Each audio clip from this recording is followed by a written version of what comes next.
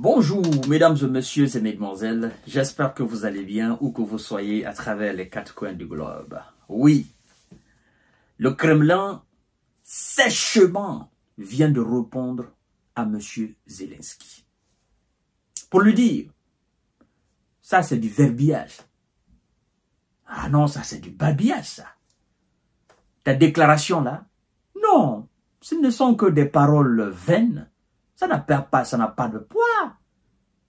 Dire que tu veux négocier avec Vladimir Poutine, tu veux négocier avec la Russie. Non, pour nous autres, on ne considère pas ça. Parce que, en fait, la négociation repose sur des actes. Il faut poser des actes. Quand tu dis que tu veux négocier avec la Russie, ben cela se traduit à travers les actes. Mais tu ne fais absolument rien dans ce sens-là. Et d'ailleurs, non, absolument, on ne s'attend à rien de ta part. Si aujourd'hui quelqu'un doit négocier, c'est la partie américaine. Parce que même si toi tu as la volonté de négocier, tu ne peux pas. Parce que non seulement tu es illégitime, deuxièmement, tu ne peux pas négocier en fait. Tu ne peux pas, parce que tu ne connais pas ce cadre-là. Tu n'as pas cette intelligence. En fait, le Kremlin, par le biais de son porte-parole, M. Dmitri Peskov, vient de dire exactement ce que M. Vladimir Poutine veut qu'il dise. Nous allons entrer dans les détails tout à l'heure, mesdames et messieurs. Mais partagez la vidéo dans tous les groupes possibles. L'heure est grave. Ah oui, l'heure est grave. Si Zelensky, il était sous l'effet de cette drogue dure qu'on appelle couche, aujourd'hui, je crois que les effets de cette drogue sont en train de s'évaporer. Et donc, il est en train de reprendre ses esprits. Voilà, il voit clair maintenant. Parce qu'il pensait être, je crois bien, un objet volant, hein, doté d'une puissance surnaturelle. Et donc, je vais battre la Russie, je ne veux pas négocier. Partagez la vidéo, mesdames et messieurs. Continuez à vous abonner à notre chaîne YouTube Quand TJ Visionnaire de vrai. Et activez la cloche de notification pour ne plus rater nos émissions. Mais aussi, nous vous invitons à vous abonner à notre page Facebook, le Géopolitologue. Si vous êtes intéressé. Parce que nous sommes sur YouTube, nous sommes aussi sur Facebook. Et oui, il faut informer le monde de la très bonne manière de des informations authentiques, géostratégie, géopolitique. Voilà. Alors, le Kremlin répond de façon claire, en jugeant d'ailleurs vide de sens les déclarations de M. Zelensky, qui se dit prêt à des négociations directes avec Vladimir Poutine. Le Kremlin a réagi ce mercredi, n'est-ce pas, aux déclarations du président ukrainien, Volodymyr Zelensky, qui s'est dit prêt, n'est-ce pas, la veille, prêt à négocier directement avec M. Vladimir Poutine et d'autres dirigeants pour mettre fin au conflit. Alors, M. Dmitri Peskov nous dit ceci. Il dit, je cite, « Le fait d'être prêt doit reposer sur quelque chose. Jusqu'à présent, cela ne peut être perçu que comme des paroles vides de sens, » a déclaré à des journalistes le porte-parole de la présidence Dmitri Peskov. Le fait d'être prêt, cela doit reposer sur quelque chose. Mais comme ça, nous percevons comme si c'était des paroles qui n'avaient pas de poids. Bien sûr que c'est des paroles qui n'ont pas de poids. Quand vous dites que vous êtes prêt, vous êtes vraiment prêt. Même si vous êtes illégitime, qu'est-ce que vous devez faire? Puisqu'on continue toujours de vous appeler président de l'Ukraine, qu'est-ce que vous devez faire si vous êtes vraiment prêt et que vous êtes sincère, vous voulez réellement qu'on arrête les hostilités sur le terrain? Qu'est-ce que vous devez faire? La première des choses d'abord, qui, alors, prouve votre bonne volonté de mettre fin à la guerre, c'est de demander officiellement à vos hommes d'arrêter les combats.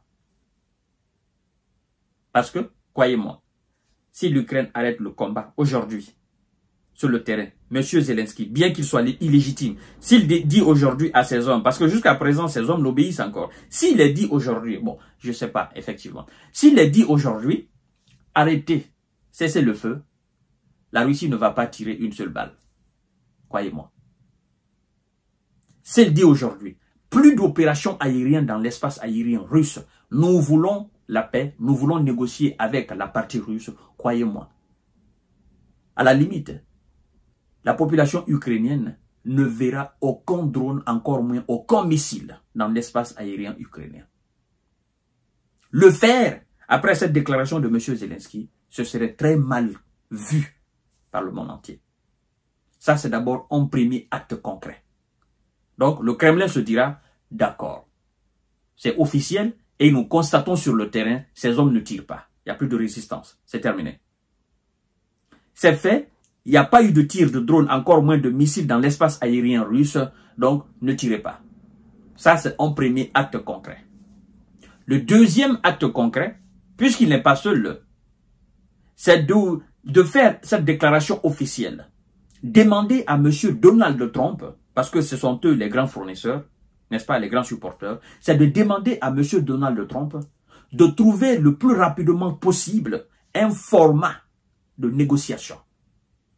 Le lieu qu'il soit l'Arabie Saoudite, qu'il soit maintenant en Afrique, qu'il soit en Afrique du Sud, qu'il soit au Brésil, qu'il soit où, mais de trouver un endroit où, le plus rapidement que possible, ils vont aller se rencontrer pour entamer les négociations.